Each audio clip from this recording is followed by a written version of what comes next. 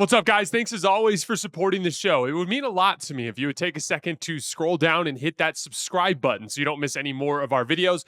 Also, make sure you follow us all over social media so you don't miss any of our content or show announcements. As of the time we started the show, there were 7 Timberwolves players that hit multiple threes. I'm going there. Naz Reid, 2 for 3. Dante DiVincenzo, 2 for 2. Nickeil Alexander-Walker, 2 for 4. Ant, 5 for 8. Mike Conley, 2 for 6. Jaden McDaniels, 2 for 4. Julius Randle, 2 for 5. So all those dudes hit multiple threes. All of them hit over 40% except for Mike Conley. So the shooting followed, right? Again, if you're going to beat the shit out of a team that just previously blew you out, you need a bunch of factors to go your way. Game plan shift, forcing turnovers and getting out in transition, Ant and Julius making the reads, guys knocking down corner threes, connective playmaking, attacking closeouts, Ant and Julius hitting shots over the top. And then what I thought was a really smart little move from Chris Finch to start I think it was right at the start of the second quarter, if I remember correctly, but it's in the first half. I thought he read the room right and was like, oh, we're forcing turnovers. We're getting out in transition. This is very much like a up and down the floor type of game. How about we throw Terrence Shannon in there? And Terrence Shannon, in a league where it's hard to stand out as an athlete, this guy pops off the screen every time I watch him as an athlete. And he got some opportunities to attack, to slash off the wing, to slash in transition. And I thought he was great in his shift.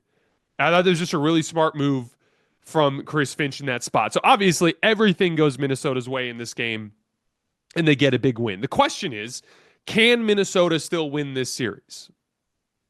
The problem is you spotted Oklahoma City a 2-0 lead with a foolish game plan. Now, again, as I mentioned before, there's no guarantee that you would have had an opportunity to win either of those games, but you probably have a better chance to win those games if you end up starting the series with an appropriate game plan.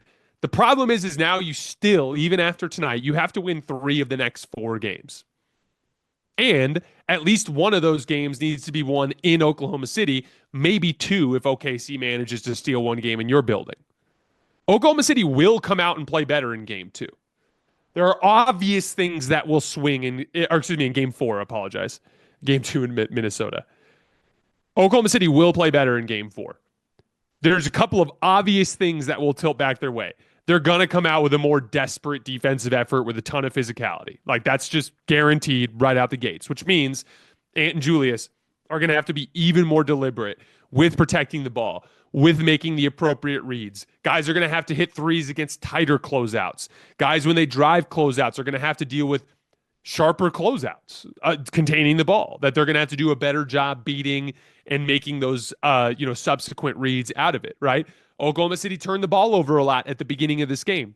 I would expect Oklahoma City to turn the ball over less in game 4, right? They're going to be more methodical. Like, they have seen this style of defense before. They saw it in the Denver series. So we're going to see them most likely try to bring back some of that methodical playmaking and shot making that we saw in the Denver series at stretches, right? So, like, Oklahoma City will play way better in game 4, and this margin will be way tighter. Now, the case, if you're a Minnesota fan and you're looking for a reason to feel optimistic about your chances to come back and win the series, the case is that you did some real damage tonight. This was not a win. This was an ass kicking. I thought you shook the Thunder to their core tonight. You had them looking disheveled and doing things they don't normally do. Shai was awful. You played them into a bunch of turnovers. Look at how many times this year. Shai was 4 for 13 tonight. Go look at how many times this year Shai shot that poorly from the field. That's 31%. I pulled the numbers for the show the other day. He had single-digit games this year below 40% from the field. Guys like Jalen Brunson, guys like Anthony Edwards, they had more than 20 such games. You played Shai into an uncharacteristically tough game. You played a team that doesn't turn the basketball over into a bunch of turnovers.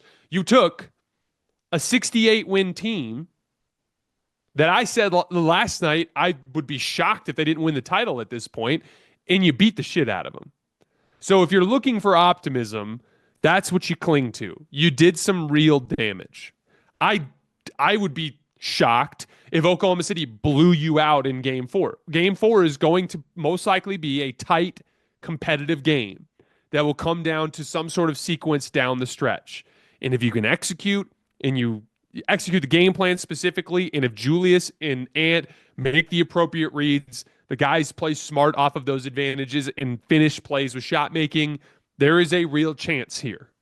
But there's a reason why. In NBA history, I saw a stat the other day, I believe only 6 times in the conference finals a team has come back from down 2-0. There's a reason why. You're not playing against bums anymore. This is the conference finals. Oklahoma City's been the championship favorite since like the last third of the regular season.